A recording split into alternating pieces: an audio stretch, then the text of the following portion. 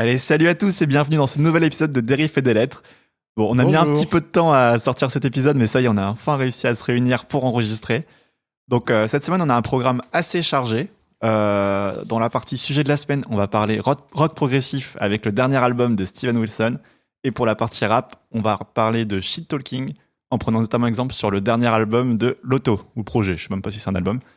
Pour cette semaine, je suis accompagné de mes deux chroniqueurs habituels et permanents, Quentin et Nanar. Comment ça va les gars ? Ça va. Voilà, Nanar, mon nouveau pseudo. Narmé, Nanar, Alors, Thomas. Vas-y, présente-toi d'abord. Mais vous vous présentez Mais pas. vous me connaissez, vous m'attendez à chaque fois. Vous dites quels sont les avis polémiques et interdits qu'il va avoir Voilà. sur le rap de merde de Nanar. Et donc moi, vous savez que moi je suis sérieux, donc j'écris, et il y a un nouvel article sur Rap Club. Mec, regarde toutes ces pages. Ça, c'est que l'épisode. Quentin, il a Ah son ouais. cahier devant, Putain, Ouais. t'as écrit. son journal intime. Moi il a 8 pages de décrit. J'ai une page de notes. Mais en tout cas, mes vrais articles sont disponibles sur Rap Club. Il y en a un nouveau sur TH. Est-ce que vous connaissiez TH avant de lire mon article ? J'ai pas lu J'ai ton pas article. lu l'article, mais je vais le connaître après avoir Eh bien, lu. je vous invite J'ai hâte. Je vous invite à lire, au moins Hugo lui a lu. Je vous invite à lire le Hugo, nouvel article mais c'est qui, sur Hugo le P Bah, signal il est de dans TH. les- Laisse-moi dans- finir ma C'est présentation. qui Hugo ? Le P signal de TH, c'est disponible sur Rap Club. Juan Armé 86 sur Instagram. Poulpe anonyme sur Twitter. Tout Oui. est dans la description. Oui. Tout est dans la description. Arrête de le Allez faire à chaque lire, épisode. allez stream. Putain. Allez. Allez. FTG. Et j'ai aussi le grand plaisir d'accueillir un petit nouveau dans l'émission, Bah. mais qui n'est pas si nouveau que ça, puisque souvenez-vous, lors de l'épisode précédent, il a participé au dernier épisode avec le super reportage en immersion au Grand Merci Festival. pour ça, les gars. Je parle bien sûr du chroniqueur mystère, Hugo. Salut Normalement, il est là. l'équipage. Ouais, je suis là. Ça On va est là. Non mais refais ton intro, c'était horrible. Mais non, c'était Quoi trop bien. Salut l'équipage. Oh. Hugo, Ouda de Bois, Robert Extra 666 pour vous Le servir. mec qui a les 3 articles les plus lus de Rap Club. Exactement, rien que ça. Et un dernier article sur Zoso. N'hésitez pas à cliquer. Le futur Mehdi Maizy. Oh la pression, Clairement. Futur docteur en Et rap. sinon, Voilà, en 2-3 c'est mon mots, objectif. tes goûts musicaux, présente-toi. Mes vas-y. goûts musicaux, je sais pas. Moi, j'écoute beaucoup de rap français, beaucoup de rap américain, beaucoup de musique en règle générale. Et je sais pas, j'ai trop la pression là. J'ai trop Il est la trop bien, pression. on Moi, va découvrir. il est beau. Voilà, exactement. Et surtout, vous il est allez beau. apprendre En à me plus, il est connaître. beau. Mais on Il est peut très même pas beau. profiter visuellement de lui puisqu'il est en distance. Et non, distance. Yes. Voilà. Oui, Nouveau from, setup From Paname. from Paname, nouveau setup. Donc on espère que Voilà, tout va on bien peut se passer. communiquer Connexion. avec n'importe qui dans le monde, donc on espère. C'est Si beau, quelqu'un hein. veut nous renseigner sur la situation à Gaza, on serait ravis. N'hésitez pas à nous Connexion contacter. parisienne, bretonne. La pluie nous réunit et Hugo aussi. Voilà, sur ces belles paroles, on va pouvoir démarrer l'émission. Générique, j'en peux Juste plus. après là. le générique. Je suis fatigué.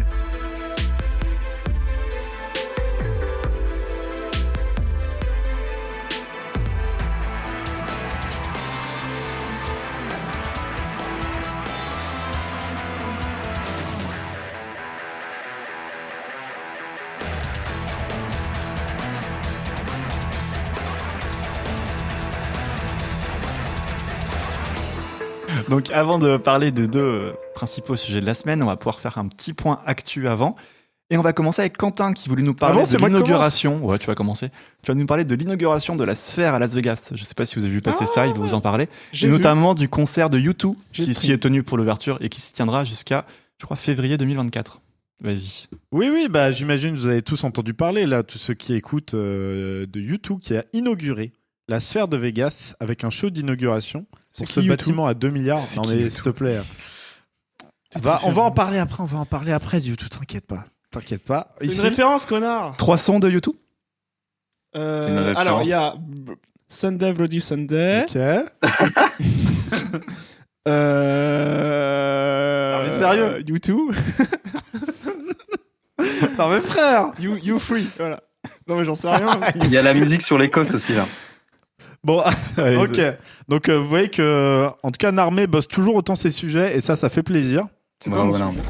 Et donc, on va croire que là, je vous fais de l'actu high-tech à la nanar et que je vais brasser de l'air sur des questions philosophico-éthiques. Mais je vous rassure, c'est pas le but de cette intervention. Oh. Non, cette intervention, c'est... Vous êtes demandé pourquoi U2 ? Bah, c'est un grand c'est un grand groupe connu. groupe, ouais, ça Ouais, mais c'est ramène- un peu un groupe sur le déclin, non? Bah, Bah, pas ça pour les fait plaisir, ça ça fait remplit- plaisir à ceux qui Et, écoutent et RTL2, pourquoi quoi. le Ça show remplit est des d'abord stades. basé sur l'album Cartoon Baby, sorti en 1991, car oui, Ah, le show est basé sur leur album. oui, Ah, c'est ouais. précisé, le Cartoon Baby. Artung show Baby, c'est de spécial. l'allemand ou... Artung, ça veut dire attention, Attention, ouais. en allemand. Attention au bébé. Oui, Très bien. bah D'accord. plutôt attention J'avoue que bébé. tu m'intrigues. Hmm. Vas-y, Et c'est qui n'est pas l'album le plus. Merci, tu réagis à mes relances, ça Oui. fait plaisir. tu m'intrigues. Qui n'est pas le plus connu du groupe. Ouais. Je Eh savais bien, pas. Qui existe. Pour expliquer tout ça, c'est un prétexte pour vous faire un petit peu d'histoire de la musique de Boomer, vu que Nana n'a pas l'air au courant de ce qui est sorti avant 2010. Bono, j'aimais bien dans South Park. Je, Je n'ai pas le dire. je suis plus concentré là, ça y est. Pour moi, c'était un choix étrange, vraiment, quand j'ai découvert ce show, j'étais en mode, mais qu'est-ce qui branle là? C'est vraiment un groupe sur le déclin, on n'entendait plus parler, à part qu'ils font les forceurs à mettre leur album de tous ceux qu'on appelle musique sur tous les iPhones du monde. Mais à part ça, U2, c'était un petit peu finito. Mm. Mais en fait, en me remémorant l'histoire U2 de moi, collégien, qui découvre le rock et qui saigne sur ces histoires, je me suis rappelé de 2-3 trucs et j'ai décidé d'enquêter. Et donc, qu'est-ce que j'ai trouvé? Déjà, on va contextualiser un peu U2 dans les années 80 pour les zoomers nanars qui nous écoutent. Oui. Donc U2, dans les années 80, il faut se rendre compte que c'est un groupe au sommet de sa popularité. C'est un des groupes vraiment les plus hype. Le niveau de hype est sans précédent. C'était d'abord des albums très très produits, avec notamment le très connu producteur Brian Eno, avec les guitares de The Edge pleines de reverb, de delay, des productions avec beaucoup d'espace, qui respirent énormément, mais qui sont aussi très chargées. Donc c'est un peu le son dont on a l'image des années 80, et U2 est un des groupes qui a le plus poussé cette esthétique, et vraiment ça a bouleversé le son de la guitare. U2, on se rend pas compte. Aujourd'hui, c'est un groupe un petit peu ringard et tout, mais à l'époque, c'était un truc énorme, et tous les guitaristes voulaient avoir le son de The Edge. On comprenait pas trop comment c'était, car en fait, en réalité, c'était des delays en cascade, donc plein d'échos qui se répondent pour que chaque guitare fasse une énorme texture sonore.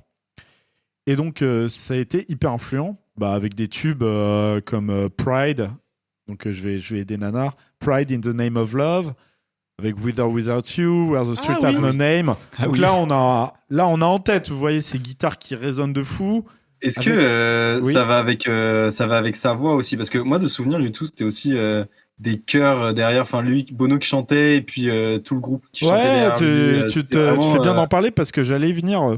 Bono faisait encore beaucoup d'envolées lyriques à l'époque. Enfin, c'était un chanteur à voix qui avait vraiment une grosse voix, et le groupe qui faisait ses chœurs. Et à l'époque, c'était aussi un gros truc, un truc très important. Quand il y avait un groupe, les musiciens devaient faire les chœurs. Il y a des chœurs, on pense à Europe, à Van Halen, à tous ces groupes-là des années 80, même à Queen, évidemment Queen. Aussi, les shows à l'époque étaient vraiment classiques. Imaginez un concert de rock, c'était les shows de U2, c'est-à-dire une scène relativement épurée, et vraiment un Bono qui carry le game. Par exemple, un concert très connu des années 80 de U2, c'est au Live Aid de 85, avec Bono qui se jette dans la foule malgré un dispositif de sécurité très important, qui danse un slow avec une meuf du public, etc. Mais la scène, il n'y a pas grand-chose, il y a les amplis et c'est tout. Comme Taiki. Mais ça, c'est U2 des années 80. Donc si vous voulez voir à quoi ressemble un concert du U2 de l'époque, vous pouvez aller voir aussi le film Rattle on Rome, qui est un long métrage qui trace leur dernière tournée des années 80 après l'album avec tous les tubes, With or Without You, etc. Mais ensuite, j'ai pas écouté. la fin des années 80, c'est une grosse maladie de gorge pour Bono. Et aussi un groupe qui n'est pas totalement satisfait de sa tournée, qui était en mode je pouvais faire mieux et tout. Donc c'est un groupe qui a annoncé une petite pause et qui a voulu se réinventer. Et c'est là qu'on en arrive à Cartoon Baby, donc, qui je rappelle est sorti en début des années 90. Le groupe, en gros, pète un câble et devient le futur. Donc déjà, l'album, c'est n'importe quoi. Genre, quand on compare aux énormes textures de son, c'est un énorme changement. Les drums sont très sèches, saturés. Il y a beaucoup de samples, des effets chelous sur la voix. Un côté beaucoup plus intimiste, plus susurré de Bono, qui a du coup plus la voix qu'il avait avant. Il a vraiment perdu en capacité vocale. Tu regardes un live en 87, un live en 91, tu vois la grande différence à cause de sa maladie. Et donc, du coup, U2 a complètement changé sa musique. Mais ce qui est le plus important, c'est la passion qu'ils ont pour les nouvelles technologies. Donc, la tournée d'Artoon Baby, en fait, se veut une révolution de la manière dont on fait des concerts, avec déjà plein d'écrans partout sur scène. Et à l'époque, c'était pas courant. Par exemple, Rattle and Rome, il n'y a pas de support vidéo. Il y a eu des supports vidéo pour des tournées de Michael Jackson, mais je sais pas s'il y a tourné Bad des années 80. Il y en avait, je suis pas sûr. Donc les écrans, c'était déjà pas courant. Autant d'écrans, c'était jamais vu. Mais le plus débile, c'était qu'il y avait une station de télé incluse dans la tournée qui permettait d'émettre des images partout dans le monde, donc ils pouvaient retransmettre les images du concert où qu'ils voulaient. Puis surtout, ils pouvaient recevoir n'importe quelle image. Et du coup, le groupe sur les télés qu'il y avait sur scène pouvait projeter des trucs en rapport avec l'actualité. Et Bono s'amusait à réagir. Il réagissait déjà à l'actu avant. C'est du React. Oui, vraiment. Et la seconde itération, c'était encore plus n'importe quoi, vu qu'ils ont rajouté un téléphone sur scène où Bono allait appeler des personnages. En gros, il avait un double maléfique, vu que les shows étaient beaucoup plus théâtrales. Et donc, il avait un espèce de double magnifique, une sorte de Satan, où il appelait des personnalités aussi maléfiques, comme la nièce de Mussolini ou Jean-Marie Le Pen. Quoi ? En plein concert. Oui. C'est un... fake ? C'était un vrai bail. Non. Et cette tendance de U2 le futur a continué toutes les années 90, avec l'album Pop au milieu des années 90 qui contient de l'eurodance, de la techno. Il tourne avec le plus grand écran à cristaux liquides du monde, donc un écran de 700 mètres carrés. Et cette tournée est inaugurée, où ça ? Dans la sphère... À Las Vegas. Vegas. Tiens. Tiens.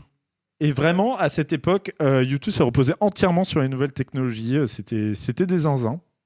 Ils ont un petit peu continué cette tendance dans les années 2000, mais un peu moins. Il y avait quand même la tournée 360 avec des premières scènes à 360 degrés. Enfin voilà. Mais du coup, c'est pas un hasard qu'on les retrouve là pour une inauguration d'une salle avec des technologies complètement innovantes. Si vous n'avez pas vu, mais allez voir ça. Oui, allez voir ça. C'est très, très impressionnant. Après, ce que je trouve, c'est qu'ils ne sont plus les moteurs de cette innovation. Ils sont des intervenants d'une sorte de produit préexistant qui est la salle.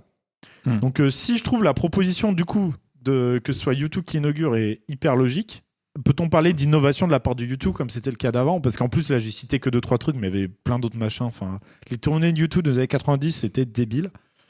C'est une sorte d'hommage ou est-ce une simple... Parce que là, ils ont aucune participation dans la scène. Enfin, ils sont juste dans la salle. Ils ont participé à faire les visuels et tout, mais ils ont dû quand même, vu qu'ils sont sûrement prévus depuis longtemps, ils ont peut-être participé un peu à donner leur avis, mais c'est un produit externe, quoi. Enfin... Oui, c'est ça, exactement. Et donc là, je vais faire mon nanar avec une petite ouverture sur la sociétaire. Est-ce une simple émulation nostalgique, comme à l'habitude de proposer les industries culturelles ces dernières années ? Je vous laisse en méditer. Vous avez 4 heures. Enfin voilà, du coup, c'était mes petites réflexions, comme quoi le choix de YouTube n'est pas si anodin qu'il n'y paraît. Après, il y a pas tous les groupes du monde qui pouvaient se produire dans une salle qui fait je sais pas quoi. Il y a plein d'artistes pop, il y a plein d'artistes pop. D'ailleurs, est-ce qu'on a des idées de quels autres artistes vont se produire après ? Non, ceux-là, c'est que YouTube exclusivement jusqu'au mois de février, je crois, mais t'as pas... Alors moi, je suis un boomer, moi, je me suis renseigné du YouTube. C'est YouTube, tu voulais parler de YouTube. Non, mais en plus, j'avais complètement oublié ces anecdotes, et vraiment, c'est en réfléchissant vraiment là-dessus, premier degré, genre la question que j'ai posée au début, c'est pas une problématique prétexte, c'est vraiment, je me suis posé la question, mais pourquoi YouTube, quoi ? Ouais. Et t'étais surpris aussi un petit peu, enfin pas surpris, mais du coup t'as compris en écoutant en regardant des extraits, en voyant qu'il paraît, enfin justement c'était basé sur Artoon Baby que tu t'as fait le lien. Ah mais oui. Oui, c'est justement j'ai vu Artoon Baby et là je me suis rappelé de la tournée et de à quel point c'était un cap dans la carrière de U2 et dans les gros concerts rock en général, car c'est vraiment les premiers concerts qui se basaient un peu sur qui étaient plus que des concerts, qui étaient des sons et lumières aussi, quoi. Ouais, ok, bah voilà, si jamais vous passez à Vegas et que vous savez pas trop quoi faire, vous pouvez aller voir U2 en concert. Ah oui, c'est très cher. Bah justement, j'ai regardé et il faut payer entre 300 et 7000 euros. Quoi ? Voilà. À ce point-là ? Ouais, c'est les États-Unis. Hein. Wow. Mais est-ce qu'il y aura que des concerts ou c'est pour faire des défilés, des trucs comme ça ? Bonne question. Bon, sans doute qu'ils peuvent faire plein de trucs. Ouais, je pense. Ok, bah merci Quentin, c'était intéressant.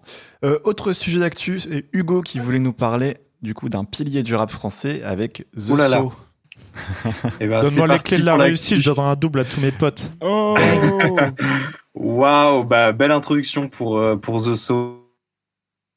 Donc The So qui a sorti Rythmique et Contrebande il y a quelques semaines, je sais plus quand exactement.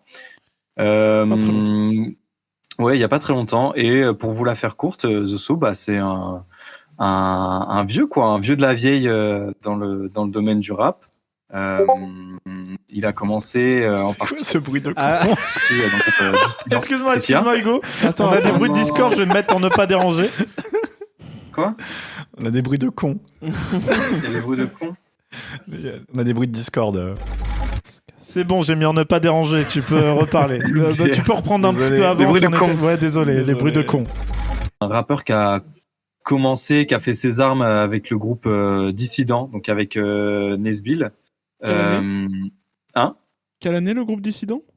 Mais j'en ai aucune idée. Et Je mec, crois tu que veux pas c'est, citer fin 3 90. chansons de YouTube, fais pas le mec qui sait les choses. Non, mais c'est fin 90. Je crois que c'est 97 ou 98. Clément? 99 quand même. Ah putain, J'en sais 99. Année Mais de me quel monument monument du rap français? Mais 99. Mais me demandez pas les il dates. peut vraiment faire sa 99. chronique ou... Pardon, bah j'essaie d'animer. Mais non. Pardon. Le mec, c'est pas. J'ai un quiz après si tu veux. Ah, Ah quiz. voilà. Vas-y, reprends. Désolé, Hugo. Oui, du coup, du coup, Sa première Nanar. chronique, le pauvre. Pardon, c'est vrai. qui fait ses armes donc avec Nesbill et Corias dans le groupe Dissident. Voilà, ils sortent l'album HLM Résident. Et au fur et à mesure après de sa carrière, donc Dissident va se séparer, qui vont rester en bons termes, mais c'est juste que chacun va un peu s'investir dans sa carrière perso. Nesbill va prendre plus de, on va dire, plus de popularité que les autres, notamment parce que il est en contact avec des Booba, avec d'autres rappeurs comme ça. Les trois restent quand même dans un milieu très indépendant. Et pour rester sur The So, du coup, The So, lui, il va faire son petit bout de chemin. Il va sortir quand même beaucoup de projets, beaucoup d'albums qui vont être très marquants. Moi, personnellement, je pense à Dirty Zoo, qui est un des plus gros albums, je pense, français de Dirty South. J'écouterai. Ouais, qu'il faut écouter vraiment. Bah, pour ceux qui aiment le Dirty South, c'est vraiment trop bien. Surtout en français avec The So, c'est En tout cas, génial. il y a que des merveilleuses pochettes. Là, je suis sur Apple Spotify. Ah c'est beau. ouais, clairement. Bah en plus c'est l'esprit Dirty South et tout, donc Oui. les pochettes pen and pixel de l'époque et tout ça, donc qui sont vraiment absurdes. Mais ouais, du coup, donc The So qui continue son petit bout de chemin, et là donc il nous sort ce projet là qui est pour moi très très bon, que j'aime beaucoup. Moi, c'est vraiment le rap qui me parle.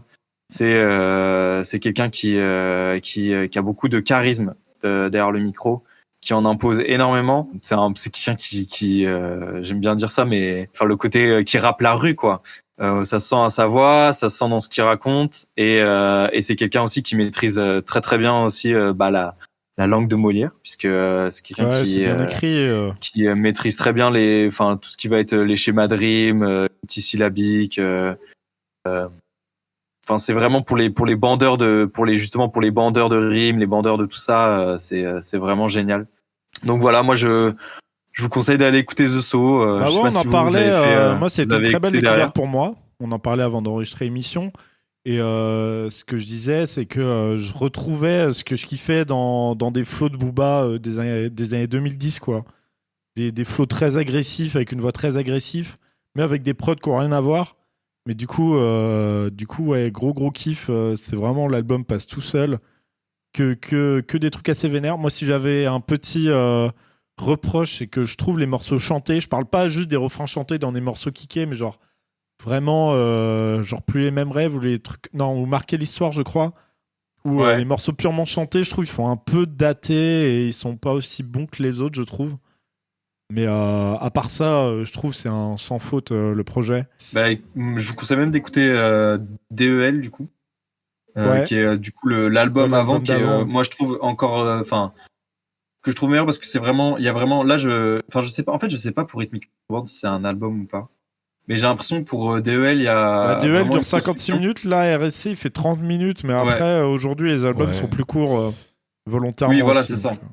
Mais sur DEL en plus donc sur Rhythmic Contrebande t'as 0 featuring, alors que The So est quand même il a des morceaux solo, mais il est aussi très très connu pour avoir collaboré avec énormément Bah là, je vois de sa rappeurs. page Wikipédia, oui, il y a une centaine d'apparitions. j'ai Oui, l'impression. non, mais c'est absurde, hein, vraiment. En fait, le gars a tout le temps été là dans le rap français. Quand il sortait pas des projets, il était avec d'autres rappeurs pour un featuring et tout. Et je sais que là, récemment, donc il y a quelques années quand même, mais je sais plus c'est quand sorti, mais sûrement pour DEL aussi, mais il y a eu le featuring avec Frisk Corleone et Stavo. Et je pense que c'est un morceau comme ça qui a fait un peu, enfin pas repercer parce que il n'en est pas là, mais je pense qu'il y a une jeune génération et que c'est, je pense les auditeurs de Frisk Corleone par exemple qui sont pris The So. En plus, je pense qu'il y a des liens à faire entre Frisk Corleone et The So pour parler de la trappe. Mais ouais, je pense qu'il y a une jeune génération qui se prend The So et ça fait plaisir. Et ouais, voilà. Ok, bah moi je ça fait plaisir pas de du mettre tout, la lumière sur ce gars, hyper cool. Ouais. Je sais pas, Nanar, t'as écouté, t'en as pensé quoi? J'ai écouté que le début, j'avoue, j'ai pas donné plus de temps. J'étais pas trop dans une vibe rap old school. Et du coup, j'ai pas grand chose à dire. Je ne sais pas. Mais c'est vrai qu'en ce moment, je dois bien avouer cette remarque va revenir. En ce moment, je ne suis pas très. Je suis pas. On en a parlé avec Hugo, je suis pas trop dans une vibe rap old school là en ce moment. J'ai un peu du mal avec Boom Bap. Ce qu'il entend, c'est pas une période rap tout court. J'ai essayé d'écouter Transatlantic aussi. Non, c'est vrai. En plus, à savoir que c'est pas vraiment du rap old school pour les personnes qui auront écouté The So, c'est plus quelqu'un qui est à l'ancienne, mais plus dans l'attitude à l'ancienne. En vrai, moi je pense qu'il faut pas du tout s'attendre à un album de Boom Bap. C'est juste qu'il y a des. Non, c'est de la trappe. Il y a un peu de Boom Bap. Et encore, tu vois, genre, je pense. C'est pas trop définissable, mais c'est un mélange trap Boom Bap. Mais c'est pas genre Boom Bap à l'ancienne et tout. Je pense que c'est pas non plus trop trap. Je pense que c'est vraiment des morceaux pour kicker, pour montrer qu'il sait bien écrire, qu'il est très fort dans ce qu'il fait. Ouais, c'est ça. C'est un album de kickage et assez agressif quand même. Faut s'attendre à. Et puis du coup, avec les morceaux un peu chantés et tout.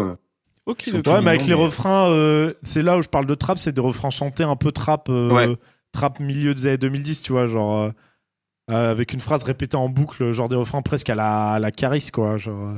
Et pour être très honnête, j'avais pas lu le conducteur, donc je savais pas qu'il fallait écouter cet album. Tant pis. Mais c'est ma faute, j'aurais dû écouter. Il n'y avait pas de conducteur, mais on en a parlé dans la conversation. Chers auditeurs, vous allez être étonnés, mais Narmé n'a encore pas préparé l'épisode. J'ai préparé un peu. Mais moi, j'ai un concours à préparer surtout. T'as bien raison. Sens de priorité. Nous, on n'a pas de vie d'ailleurs. Non, nous, on fait rien. On fait que ça. Ouais. On attend. À écrire. On était sur le canapé là, écouter de la musique. Ça faisait 1 mois et demi. Ouais. C'était vivement. Heureusement qu'il y a un épisode, parce que. Gros, je vais leur faire du mal. Ils savent que c'est des salopes. Ce qu'ils me doivent, faudra qu'ils raquent comme jamais. Ok, galope quand je tire. Je vais peut-être savoir ce que je vais faire. Juste 2-3 secondes avant le pire.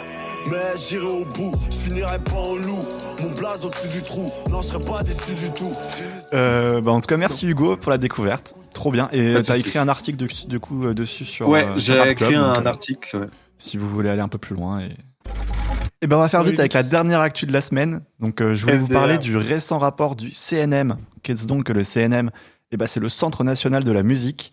Donc le rapport. Si tu voulais que je te fasse des relances, je pouvais le faire, me dire avant, parce que là tu me fais de la peine. Mais et c'est quoi ce rapport, dis donc Clément? C'est quoi ce rapport, dis donc Clément? En fait, c'est un rapport qui porte sur la consommation de musique des Français.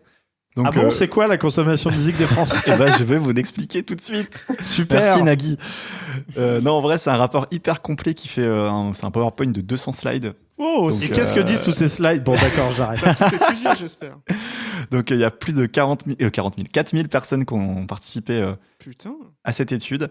Donc, j'ai pas tout lu dans le détail. Il y a quand même 200 pages, mais en parcourant en diagonale et en regardant les chiffres les plus importants, j'ai vu 2-3 trucs intéressants. Donc, ça va être beaucoup de chiffres. Donc, n'hésitez pas à me couper si vous avez des trucs à dire. Des chiffres et des refs. Ouais. Du coup, d'abord, sur le rapport des Français à la musique, sachez que 76% des Français indiquent accorder une importance forte à la musique dans leur vie. Donc, ça monte même à 90% chez les plus jeunes. Et pourtant... Et quand on va faire le lien avec les artistes les plus écoutés, ça va faire peur. Ouais, il y a pas de détails sur les artistes. Oh là là, il fait son réac. Ça y est. Il fait mec. Mais pourtant, il y a que 60% des Français n'ont jamais de leur vie pratiqué un instrument de musique. Voilà, donc oui. Ça c'est l'éducation artistique désastreuse. Exactement. En France, c'est pour les bourgeois ou ceux qui ont vécu dans des villes communistes. C'est bizarre parce que je peux te dire qu'à la télé, les politiques ils jouent de la flûte. Ouais, mais ils sont pas nombreux. Oui, bon, c'est. Mais ça... un point pour l'effort. Faut laisser cette blague et mettre un énorme blanc après. D'accord.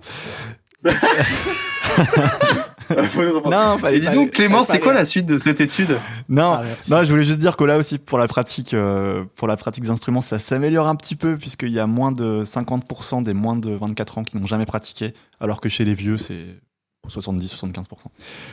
Voilà. Bon, bah, évidemment, c'est pour des raisons culturelles, profil sociologique, ça reste une pratique fait pas de assez politique. chère. Si on en fait plein. Mais voilà. Enfin, personnellement, moi, j'ai jamais eu l'occasion même d'imaginer pour faire de la musique. Quoi. Je vivais dans des petits villages, tu pouvais rien faire. Autre Oui, du foot. en vrai, c'est plus une question d'accessibilité Ouais. aujourd'hui que de prix parce que Oui. quand t'es en conservatoire et que t'es un enfant, c'est très financé par Oui, les mais mairies aussi, et si c'est les pas plus parents cher ne- que du foot ou. Déjà, si les parents ne pratiquent pas, est-ce qu'ils Oui. vont orienter leurs enfants enfin, Oui, bien sûr. Voilà, C'est- mais bon. Il y a d'autres raisons. Ça s'améliorera dans le futur, j'imagine, notamment via l'accessibilité. Ensuite, il y a un long point sur les supports d'écoute privilégiés par les Français. Bon, le support qui arrive en tête, c'est la radio. Bien sûr. Mais bon, c'est un peu biaisé parce que la question c'est est-ce que vous écoutez de la musique sur ce support au moins une fois par mois? Et la radio, il suffit de prendre la voiture de temps en temps, t'écoutes une musique, enfin ça va vite. Donc Oui, personne n'écoute activement de la voilà. musique à la radio. C'est que je pense, c'est que c'est pas le support que tu privilégies quand t'écoutes beaucoup de musique. Donc ensuite, bah, bien sûr, il y a le streaming. 75% quand même des gens écoutent de la musique via streaming, dont 60% bénéficient d'un abonnement payant. Donc c'est quand même assez énorme. C'est énorme. C'est énorme. Bah, je pense que le piratage a vraiment diminué énormément avec Spotify, Bah, Deezer et compagnie. De fait, il n'y a plus d'intérêt. Hein. Plus d'intérêt. Bon, on verra, bref. Ouais, oui, bah après oui, c'est il y a gratuit de plus- pirater, mais Oui, mais je veux dire, là, pour 5 Bah, vu qu'il y a 10 balles toute par la mois, musique. t'as toute ouais, la musique. oui, c'est mais, ça. mais moi, j'ai une Ça a anecdote. cassé le truc. Quand j'ai commencé à écouter pas mal de musique, il n'y a pas si longtemps, c'était il y a 10 ans à peu près. Et bah, au début, je voulais pas prendre d'abonnement Spotify et du coup, je cherchais sur Pirate Bay. Déjà, je piratais les films et tout, et je cherchais les albums sur Pirate Bay et tout. Et c'était une galère Ouais, c'est plus monstrueuse. galère, ouais.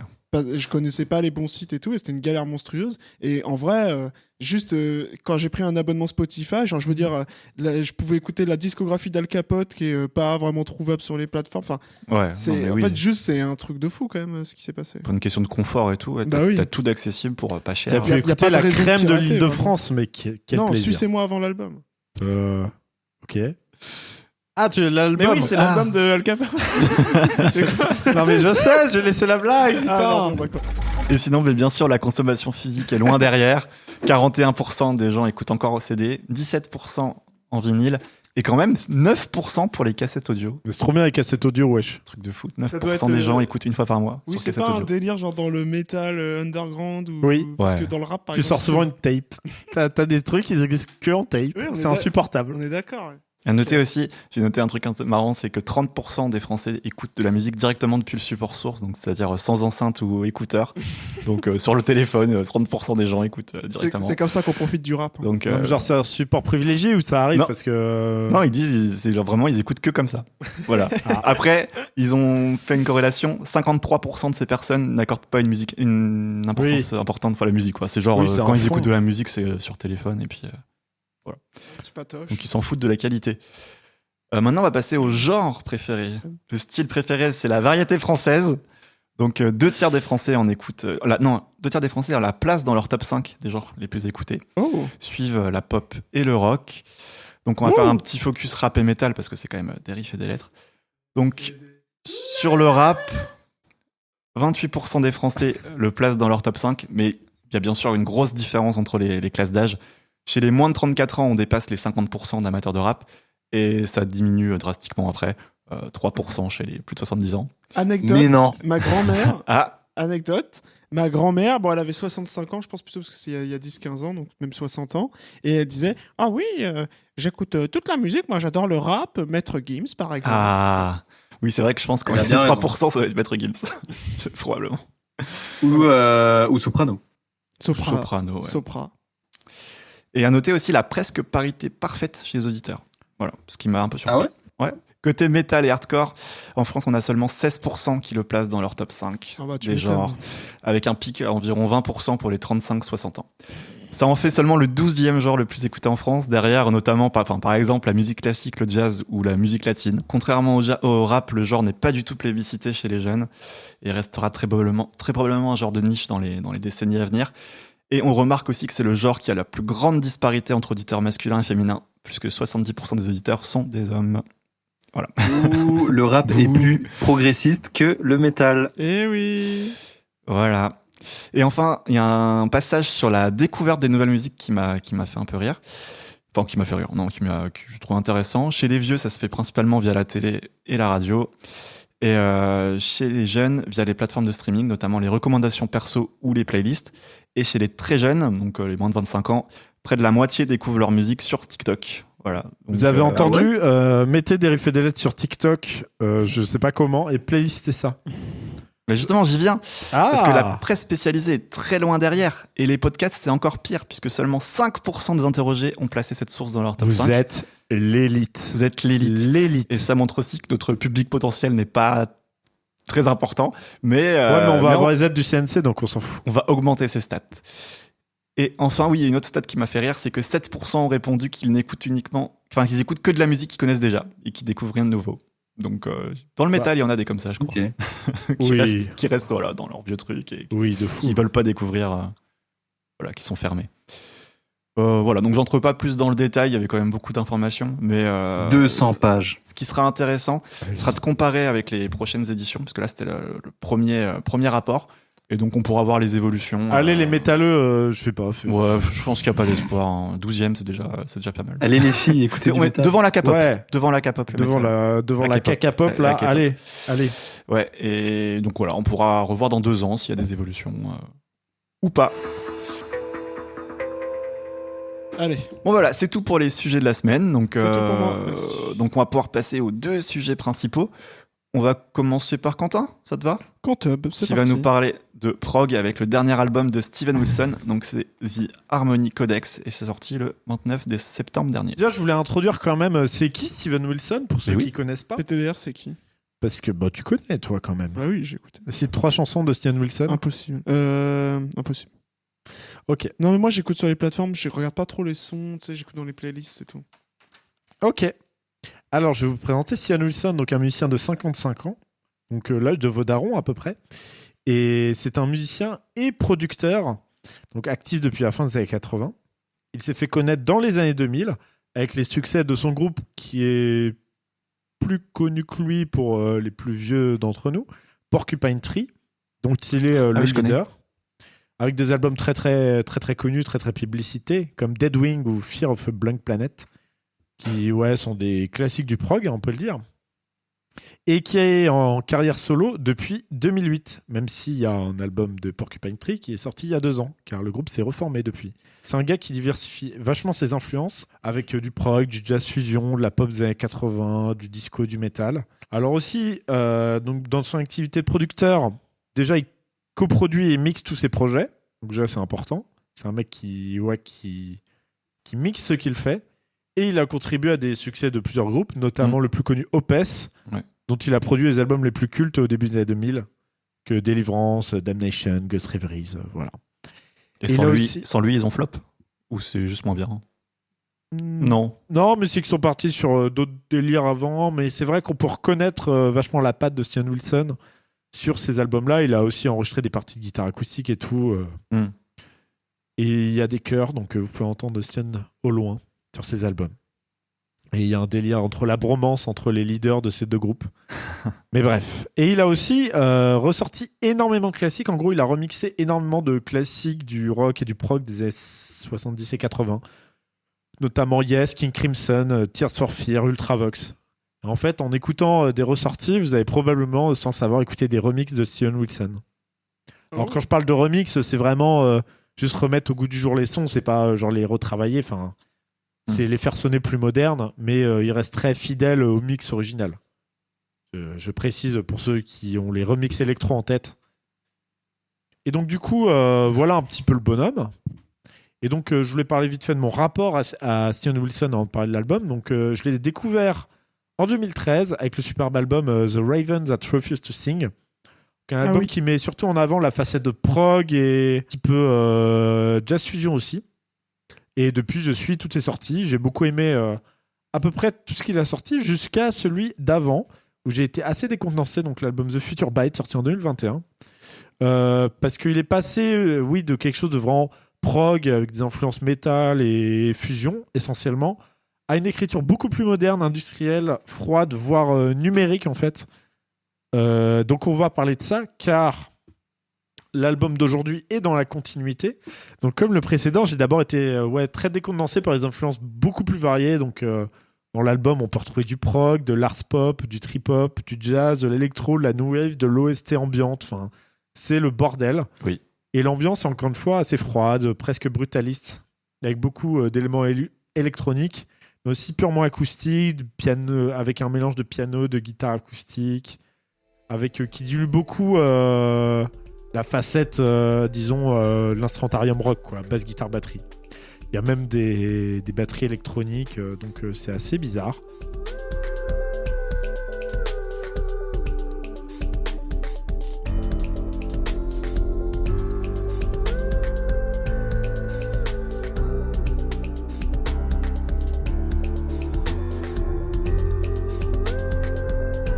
Vous en avez pensé quoi de ça ?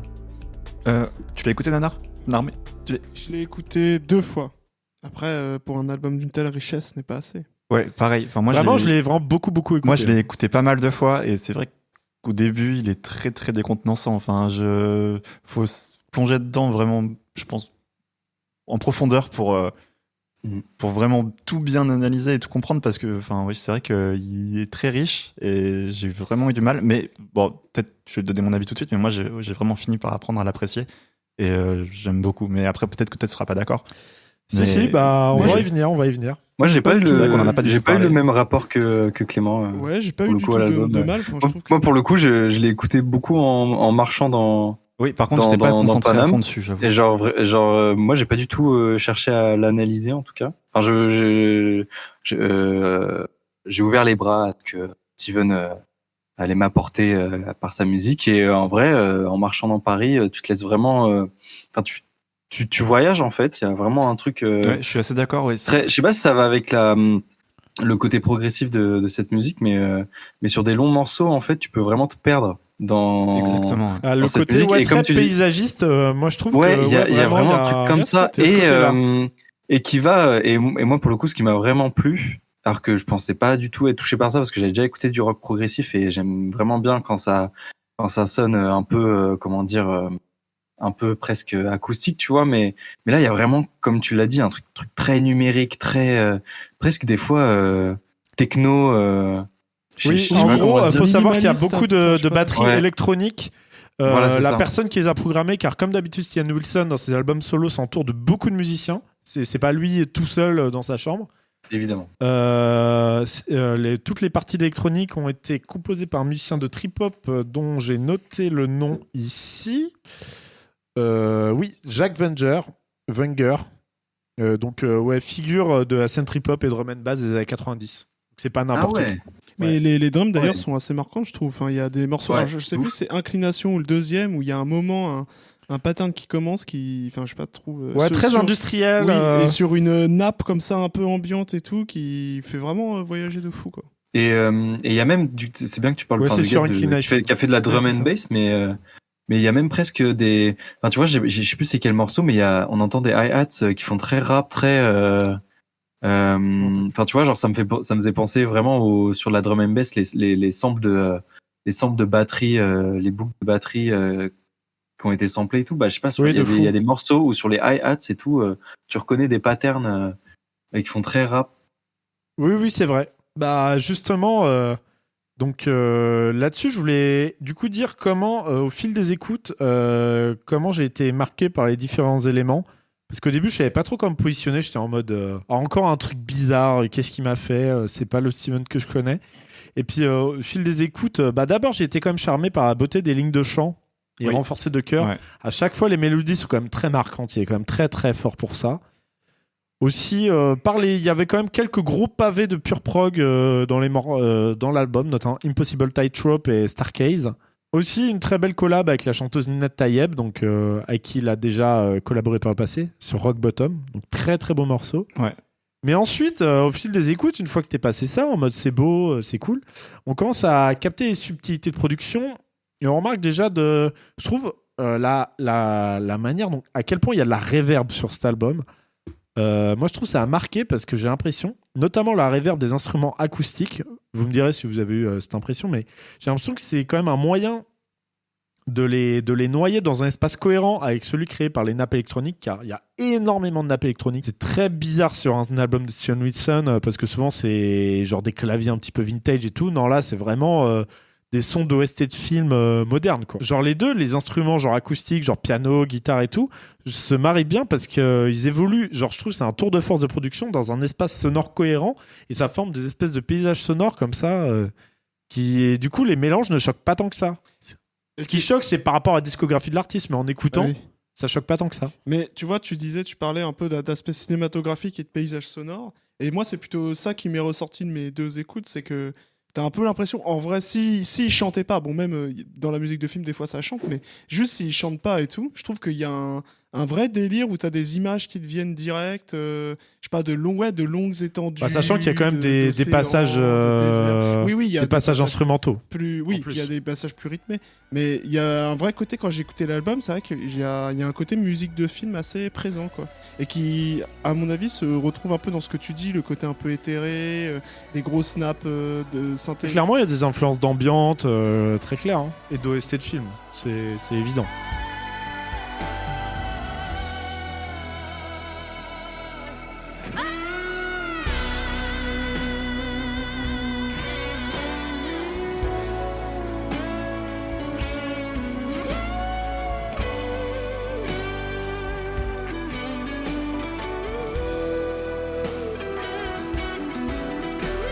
Mais justement, moi, je trouve... je trouve... En plus, en écoutant, des choses se révèlent au fur et à mesure. On est vraiment confronté à une sorte de monument distant, genre dans la brume, où au fil des écoutes, il se révèle, mais tu comprends pas totalement. Et assez écrasant des fois, parce que c'est assez froid quand même. Et assez... c'est jamais joyeux, hein, Steven Wilson.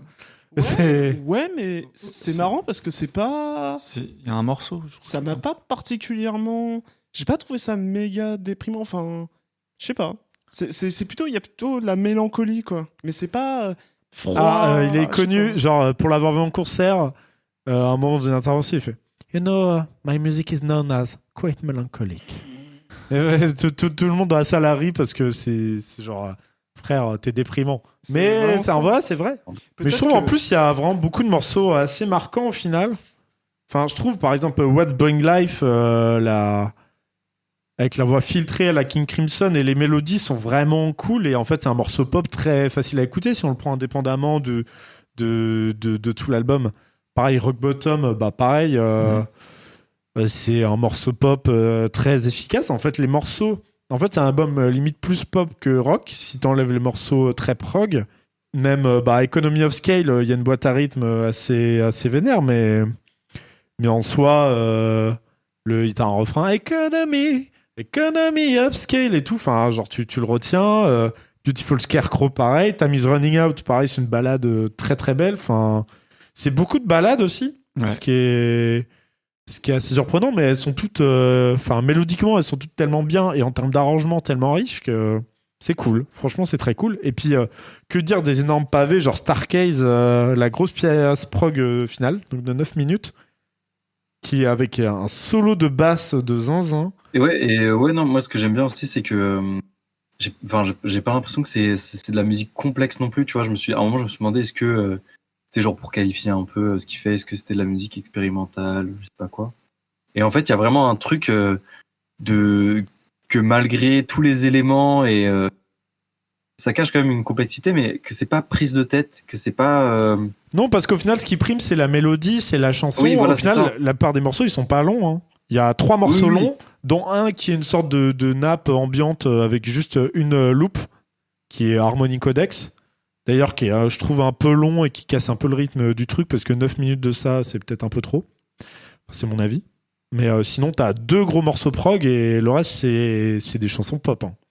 Ouais. Alors, clairement. très originales dans leurs influences, dans leur arrangement, dans leur production, très libre. Mais c'est des chansons pop à la structure on ne peut plus classique. Mais du coup, moi, je trouve que avec un album comme ça, Steven Wilson montre qu'il a très bien compris son époque, parce que aujourd'hui, la musique est toujours segmentée en genres, mais tout s'hybride énormément. Et l'auditeur a accès à tout et noyé sous énormément de sorties. Et il a dit lui-même en interview, et je paraphrase, mais il y a trop de musique produite aujourd'hui. Donc, quitte à en faire, autant embrasser le plus possible ce qui rend la nôtre singulière, quitte à faire des trucs très bizarres. De toute façon, quitte à être noyé dans la masse, autant faire le truc qui nous ressemble le plus. Et il a raison. Et du coup, là, c'est vraiment, il a dit, je m'en fous je suis catalogué un peu revival prog 70s, mais en fait, je peux faire ce que je veux, je peux mélanger un peu tous les trucs. Et c'est ce qui m'a aussi réconcilié, du coup, cet album avec l'album précédent. Ce qui était déjà comme ça, mais encore plus froid et plus numérique, parce que c'était un album qui parlait beaucoup de consommation, de capitalisme, tout ça. Ça dénonce. Ça dénonce. Avec une collab avec Elton John, mais pas en chant. Il fait une voix narrative qui parle des trucs qu'on achète. Et du coup, c'est un bon contre-pied d'être en mode vous attendez Elton John à chanter en mode votre bonbon de consommation. Bah non, je l'invite dans mon album, mais il fait de la narration. Il fait de la batterie. Mais du coup, en travaillant à cette espèce de grand mélange musical, en s'efforçant de lier tous ces éléments issus de familles musicales hyper éloignées, on l'a dit, il y a du trip-hop, il y a du prog, il y a des boîtes à rythme, des orgues, du Wurtziller, qui est une sorte de clavier électrique, joué par des musiciens d'horizons très variés. Tu as des musiciens de jazz, de blues, de metal dans cet album. Stian Wilson, il assume son époque et son statut de producteur rock au XXIe siècle, je trouve. Il s'enferme pas du tout dans le passé, il produit un album qui est complètement dans l'air du temps et qui en même temps, je pense, vieillira bien parce qu'il a pas non plus essayé de coller un truc. C'est juste, il s'est dit, il y a tout ça qui sont disponibles aujourd'hui, tous ces outils, tous ces genres, j'en fais ce qui me plaît, je lâche totalement prise, je prends des risques et j'assume aussi à 100% mes idées, c'est-à-dire si je veux mélanger des drums trip-hop avec un piano triste, une guitare sèche et des nappes de Hans Zimmer, je peux le faire. Puis après 30 ans de carrière, se remettre autant en question et sortir un truc aussi frais, aussi original et prouver qu'il y a encore des choses à faire dans le rock, dans le prog, qu'on peut encore surprendre, que le terme rock progressif n'est plus galvaudé à refaire du rock comme on en faisait dans les années 70, je trouve GG, donc à la fois pour la prise de risque et pour le fait qu'au final l'album est très le réussi. résultat est bon. Et facile à écouter, effectivement.